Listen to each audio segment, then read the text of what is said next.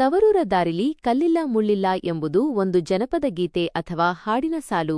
ಇದು ಗಾದೆ ಮಾತಲ್ಲ, ಆದರೆ ಇದರ ಭಾವಾರ್ಥವು ಆಳವಾದ ಮಹತ್ವವನ್ನು ಹೊಂದಿದೆ. ಭಾವಾರ್ಥದ ವಿಸ್ತರಣೆ ಎಕ್ಸ್ಪ್ಲನೇಷನ್ ಆಫ್ ದ ಮೀನಿಂಗ್.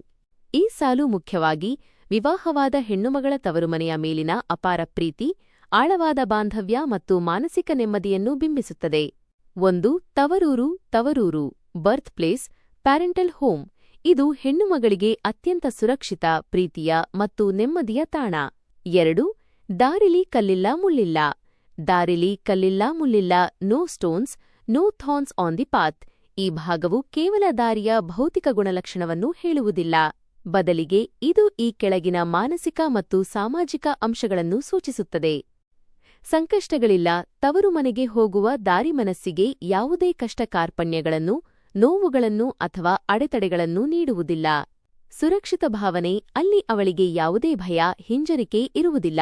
ತವರು ಮನೆಯವರು ಅವಳನ್ನು ಸಂಪೂರ್ಣ ಪ್ರೀತಿ ಮತ್ತು ಆದರದಿಂದ ಸ್ವಾಗತಿಸುತ್ತಾರೆ ಎಂಬ ಭರವಸೆ ಇರುತ್ತದೆ. ಸಂತೋಷ ಮತ್ತು ನೆಮ್ಮದಿ. ತವರು ಮನೆಗೆ ಹೊರಟಾಗ ಮನಸ್ಸು ಹಗುರವಾಗಿರುತ್ತದೆ. ಮದುವೆಯಾದ ಮನೆಯಲ್ಲಿ ಇರುವ ಜವಾಬ್ದಾರಿ, ಅಳುಕು ಅಥವಾ ಸಮಸ್ಯೆಗಳ ಭಾರ ಈ ದಾರಿಯಲ್ಲಿ ಇರುವುದಿಲ್ಲ. ಆದರ ಮತ್ತು ಪ್ರೀತಿ. ತವರು ಮನೆಗೆ ಕಾಲಿಟ್ಟ ಕೂಡಲೇ ಸಿಗುವ ವಿಶೇಷ ಗೌರವ, ವಾತ್ಸಲ್ಯ ಮತ್ತು ಮಮಕಾರಕ್ಕೆ ಹೋಲಿಸಿದರೆ ದಾರಿಯಲ್ಲಿನ ಕಲ್ಲು ಮುಳ್ಳುಗಳು ಏನೂ ಅಲ್ಲ. ಆ ದಾರಿ ಕೇವಲ ದಾರಿಯಲ್ಲ, ಅದು ಪೂರ್ಣ ಪ್ರೀತಿಯೆಡೆಗೆ ಸಾಗುವ ಮಾರ್ಗ.